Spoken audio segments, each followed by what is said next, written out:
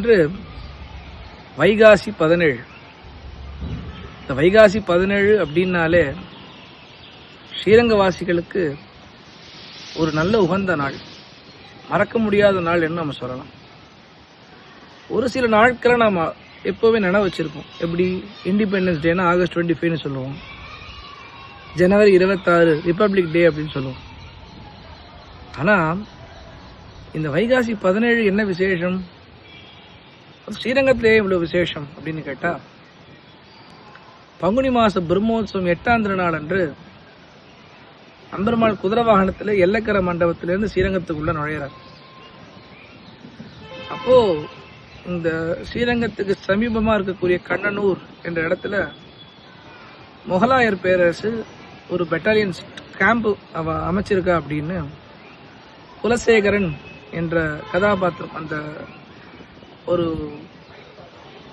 இவர் இங்கே சொல்கிறார், இந்த மாதிரி கேம்ப் போட்டிருக்காவா, இது மாதிரி நம்ம ஊரை ஏதோ நடக்க போகுதுன்னு தெரியறது, நம்ம சூச்சகமாக இருந்துக்கணும் அப்படின்னு சொல்லும் போது இங்கே எல்லாரும் பரபரப்பாரா. ஏன்னா அடுத்த நாள் பங்குனி உத்திரம் பெருமாள் பிரம்மோத்சவம் கொண்டாடியாலும் முக்கியமான நாள் இந்த உற்சவமானது.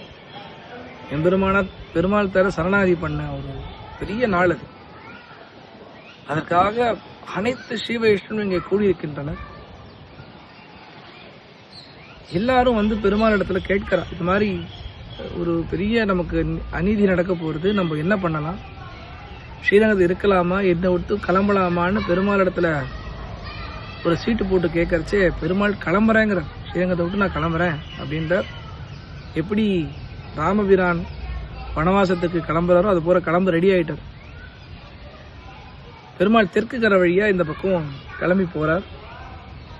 வேதாந்த தேசிகர் என்ற பெரியவரும் பிள்ளையோகாச்சாரர் என்ற பெரியவரும் எல்லா விதமான ஏற்பாடுகளும் இங்கே செய்கிறா. பெருமாளை கழுத்தரை போட்டு மறைக்கிறது, தாயாரை கழுத்தரை போட்டு மறைக்கிறது, உற்சவர் தாயாரை வில்ல மரத்துக்கு கீழே தாயாரை எழுந்துருளை பண்ணுறது, எல்லா விதமான ரெமெடியல் ஆக்ஷன்ஸும் எடுத்துகிட்டு இவ எல்லாரும் கிளம்புறா.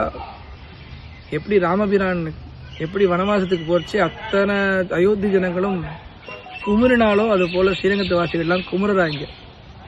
நீர் வர வரைக்கும் நாம் இங்கே ஹெய்வ நிதரம் யாமா மகாபிரஸ்தானமேவா, நீ வர வரைக்கும் நாங்கள் காத்திருப்போம், காந்து பட்டாபிஷேகம் நடக்கும். எப்படி அயோத்தி ஜனங்கள் காத்துட்டு இருந்தாலும் அது போல ஸ்ரீரங்க ஜனங்கள்லாம் காத்துட்டு இருக்கா. காத்துட்டு இருந்தவாளுக்கு சோகம்தான் நடந்தது. பெருமாள் இங்கேருந்து கிளம்பி தெற்கு முகமாக கிளம்பி போறார். அன்பார்ச்சுனேட்டா ஜோதிஷ்குடின்ற இடத்துல பிள்ளை லோகாச்சாரியன்ற பெரியவர் இந்த துக்கம் தாழாம 108 வயசு அவருக்கு துக்கம் தாழாம பெரியவங்க திருவடியை அடைஞ்சு விடுறார். அது புரட்டி எல்லாரும் இங்கே கேரள தேசம், கர்நாடக தேசம், அங்கே இருக்கக்கூடிய மேல்கோட்டை மலை, அங்கிருந்து திருப்பதி, அப்புறம் செஞ்சிக்கோட்டை வரையிலும் பெருமாள் வெயிட் பண்றார். திருப்பதியில் 12 வருஷ காலம் அங்கே இருக்கார்.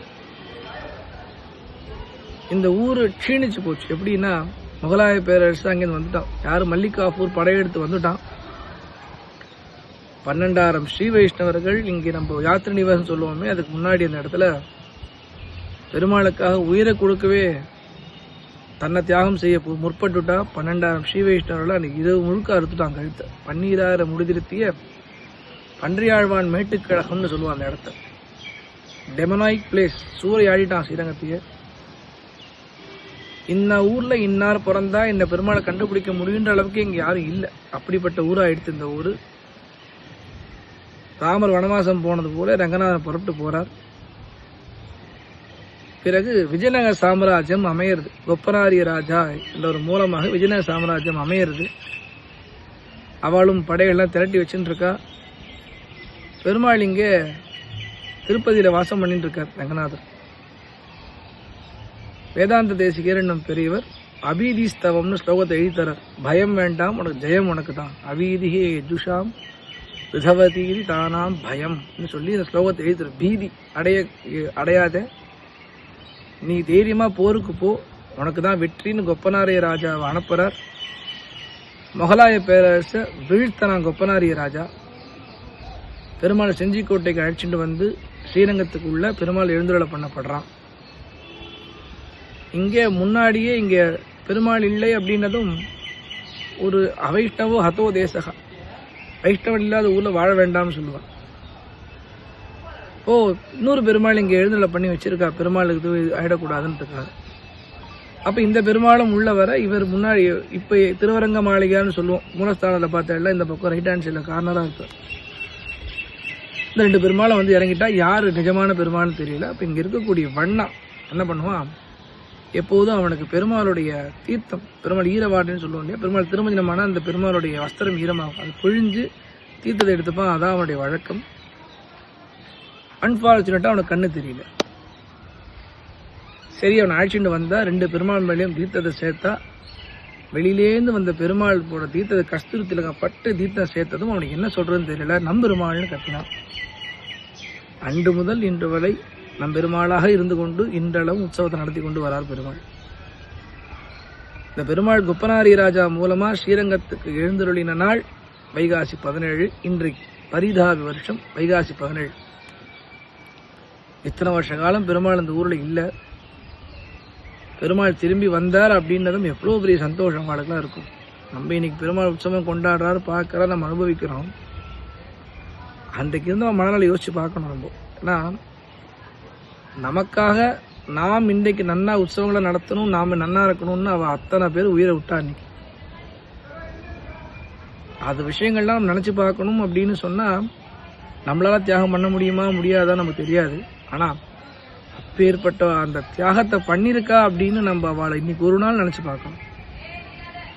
பெருமாள் வந்தார், ஈரவாடையை பிழிஞ்சான், தீர்த்தத்தை எடுத்துண்டா, நம்பெருமாள்னு கத்தினா, இன்னி வரைக்கும் நம்பெருமாளாகவே இருந்து கொண்டு நமக்கு சேவை சாதிக்கிறார்.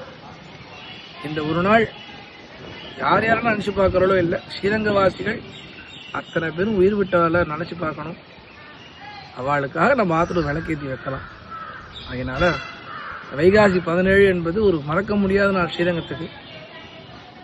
எல்லாரும் இன்றைக்கு ஆத்துல ஒரு விளக்கேற்றி வச்சு இந்த நாளை தியாகம் பண்ணின நாளாகவும் எடுத்துக்கொண்டு விளக்கேற்றினாலும் சரி, நம்பெருமாள் திருப்பி ஸ்ரீரங்கத்துக்கு வந்துட்டார், இன்னைக்கு நம்ம அனுகிரகம் பண்றார் அப்படின்னு விளக்கேற்றி வச்சாலும் சரி, இந்த நாளை மறக்க மாட்டோம், மறவும் மறவும்.